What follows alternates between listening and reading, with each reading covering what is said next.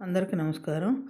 "வையத்து வாழ்வீர்கள் நாமும் நம்ப வைக்கு செய்யும் கிரிசைகள் கேளீரோ பார்க்கடலுள் பையத்து என்ற பரமனடிப்பாடி நெய்யுண்ணோம் பாலுண்ணோம் நாட்காலே நீராடி மையட்டெழுதோம் மலரிட்டு நாம் முடியோம் செய்யாதன செய்யோம் தீக்குறளை சென்றோதோம் ஐயமும் பிச்சையும் ஆந்தனையும் கை காட்டி ఉయ్యుమారెన్ని ఉగందేలోరెంబావాయ్.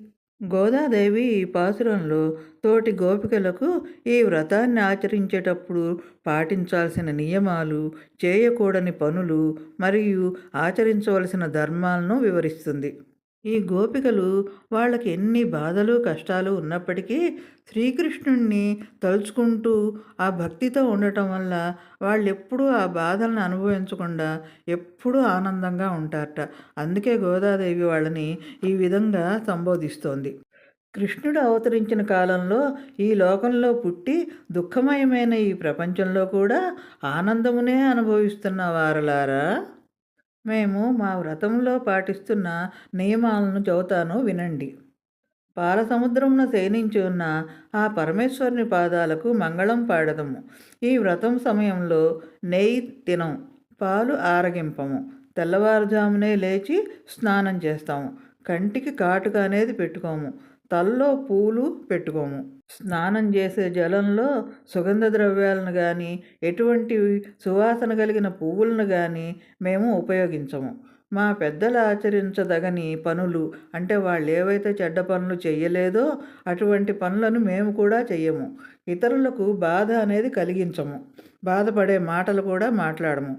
అసత్యాలను పలకము. జ్ఞానాధికులను అంటే బ్రాహ్మణుల్ని వాళ్ళని దానాది కార్యములచే సత్కరిస్తాము. ఈ వ్రత నియమాలను విని మీరు ఆనందించాలని కోరుతున్నాము. ఈ నియమాలను భక్తితో పాటిస్తే లోకంలో వర్షాలు సమృద్ధిగా కురుస్తాయి. సృష్టి మొత్తం సుభిక్షంగా ఉంటుంది. వ్రతం అంటే కేవలం ఆచారం మాత్రమే కాదు, అది శారీరక, వాచిక, మానసిక శుద్ధిని సాధించటం. వ్రతంలో లభించే ఫలం కేవలం వ్యక్తిగత మోక్షం మాత్రమే కాదు, లోక కళ్యాణం కూడా ముఖ్యమని గోదాదేవి ఈ పాసురం ద్వారా చెబుతోంది.